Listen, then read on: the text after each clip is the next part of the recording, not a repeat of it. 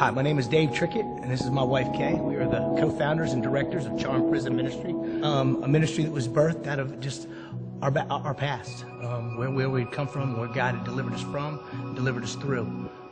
We both are ex-felons, and it was during my time in prison, the final time in prison, that God began to deal with me and give me vision for ministry. I grew up in a Christian home.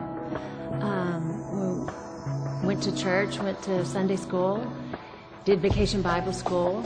I learned the Word as a child. I knew all the songs to sing. I could memorize Bible verses. If there was an equation, my parents would have done everything right. They're Christian, but they're not perfect. Being in a good place as a child and then as a young teen, and then about the age of 15, started to make some very poor choices. And then really just began to clothe myself with the guilt and shame because I did know the Word, and so I knew better. So I really got stuck in a guilt and shame cycle that I couldn't get out of. Because I hadn't received and tasted and seen that the Lord is good, I really didn't know about forgiveness and grace, that I could come to the Lord and confess and be cleansed. So I spiraled into a deeper, darker place. Became a real pit of addictions and destructive behavior to myself and to all those around me. Toward the end, some light began to come into the pit, and started back to church in 1995, and really had a desire. It felt like home, and wanted to return home. I just didn't know how to leave my sin at the door. In 1996, my arrival out of the pit, my rescue came. It was a very unusual rescue, surrounded by policemen and handcuffed and taken to Harris County Jail. I confessed, poured my heart out to the Lord in the county jail cell, and He met with me, and the truth set me free. So as I sat in a jail cell, positionally, I was still a captive, but I knew Jesus, and freedom comes from knowing Him.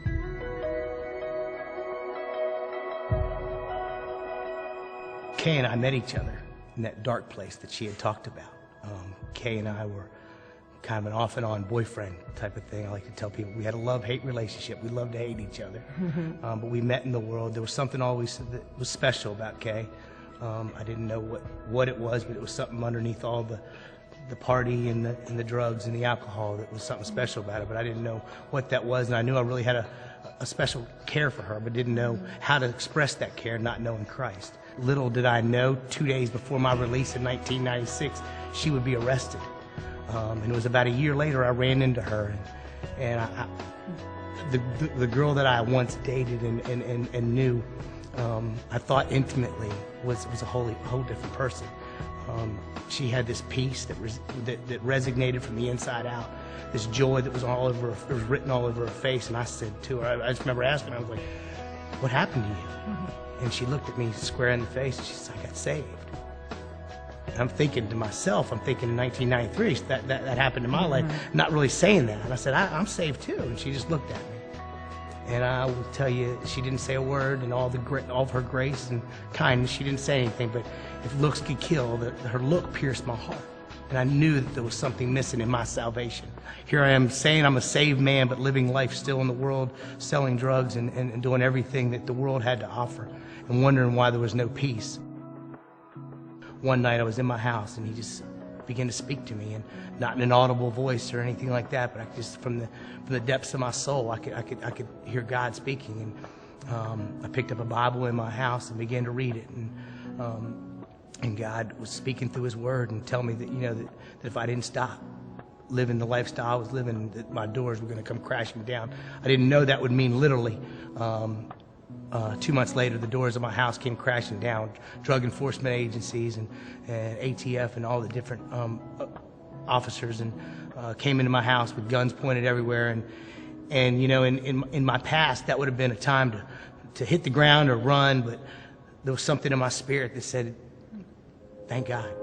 That sound of that door, cha-ching, closed, and I looked around, and it was a two-man cell, but there was only me in there, or so I thought. As I laid before the Lord and just said, God, I'm yours. I don't know what that looks like, but I'm full of guilt, full of shame. I burned all my bridges, but if you're real, God, I need to meet with you now. And the presence of the Lord just met me right where I was. And it was that verse that came home, the weeping may endure for a night, but joy cometh in the morning. It was later on, as I got sent off to the penitentiary, I prayed a prayer there, again, a specific prayer that God would send a man of peace. The Bible talks about the man of peace. And I remember walking into this proving ground, so to speak, for up-and-coming gang members. And I remember walking into that cell, and from across the room with all the craziness that goes on in prison, I remember just looking and seeing this man and how you could see the presence of God all over him and the Spirit of God. And it was evident that he was walking with the Lord. And we became best friends. And over the next 2 years, he discipled me and really taught me what it meant to be a man of God and walk in the things of God. And it was out of that then the vision was then birthed. I would do 2 more years on another unit before my release, and it was in that time God really began to birth vision for this ministry. Hi, I'm Chaplain Downs, and we're standing here in front of the Harris County Jail, the 4th largest jail in the nation. It is here where I first came in contact with David Trickett, the director of Charm Ministry. He's conducting a chapel service preaching the gospel of the Lord Jesus Christ here at 701 North San Jacinto. And David Trickett came in, a defeated drug addict, and it was there that he heard a clear presentation of the grace of God and the gospel of Jesus Christ, and walked an aisle to surrender his life to the Lordship of Jesus Christ. And it was here, I guess you could say, that the seeds of Charm Ministry were planted in David's heart, and it was from this jail that God would begin to do a great work now that's continuing in the prison system across the state of Texas. I met David Trickett in 1998 when he first came into the Carol Bench unit as a participant in the I-5 program. David was one of those guys that really stood out. And he stood out from other inmates because David loved the Lord. He was zealous, and he wasn't ashamed of the gospel, and he wasn't ashamed to let others know what thus said the Lord. And David, once he left the program, you do think about David continued to stay in contact with me. Over the years, we developed a friendship. And for me as a program director, it's nothing better than to see a guy come into that back gate, see him leave, see him find his call, his purpose, and he lives out that purpose through the vision in which God has given him. And as he does that, he starts his family, and then ultimate thing is doing what Dave is doing today, and that is Charm Ministry. God was raising me up to use me to go back into a prison. As I mentioned earlier, that I didn't always feel like that was where my mission field would be back in prison. But God had different plans. But as he began to take the scales off my eyes and begin to see these men in prison for who they were and what they were his children. I'm talking about the guy who was praying, right? Who was the young preacher, not the old preacher. They do have matching hairstyles, I see. Praise the Lord.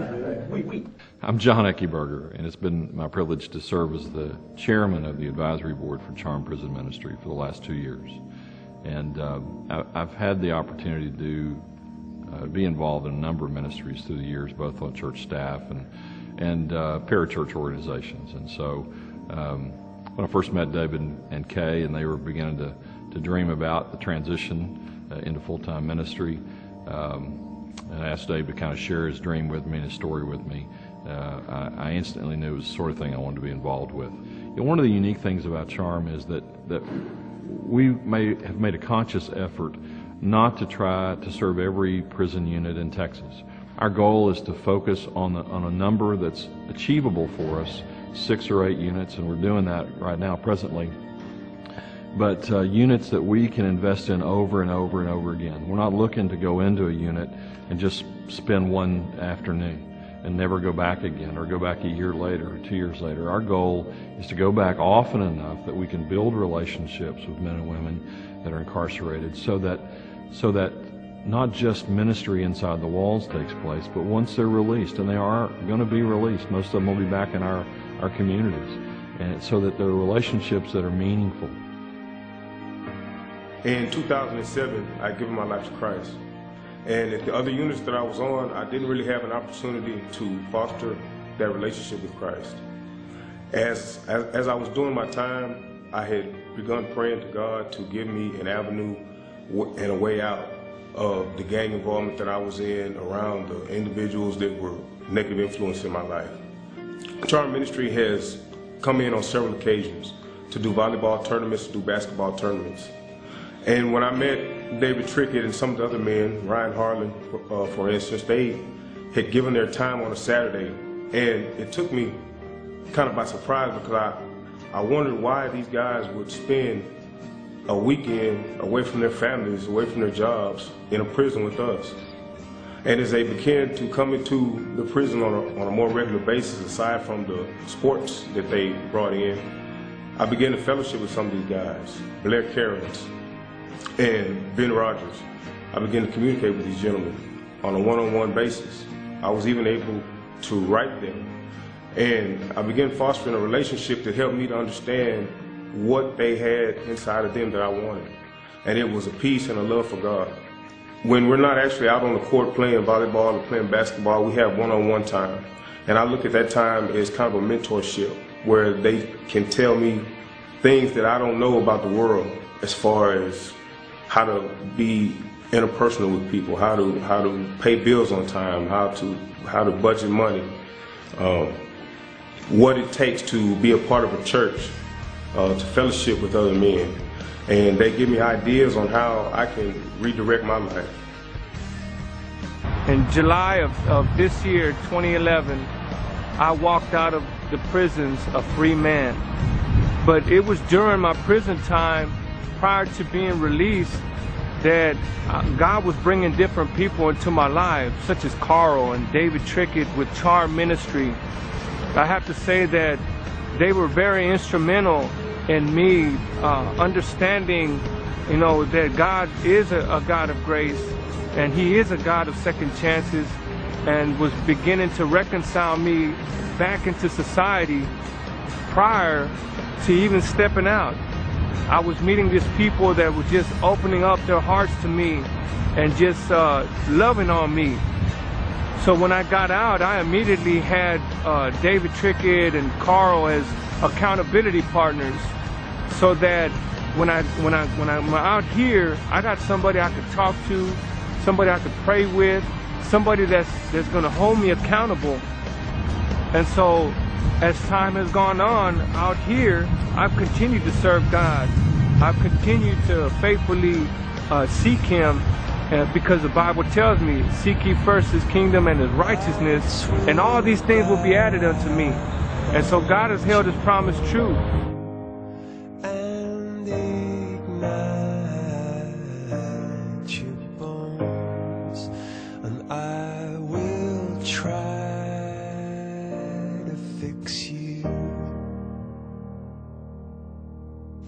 Trying to do this thing on our own. The world dictates to pull ourselves up by the bootstraps and get after it, be a man. God says, humble yourself. It's in your weakness my strength is perfected. Amen. That's a tough thing for a man to do, is humble himself and become weak so that he can become strong. Amen. Amen. It's good stuff. I started with the system almost 16 years ago. I started the micro unit, which is a 3,300 maximum security facility. I had the opportunity to work with a lot of offenders. We were innovative in the fact that we were able to usher in the first hospice program in TDCJ.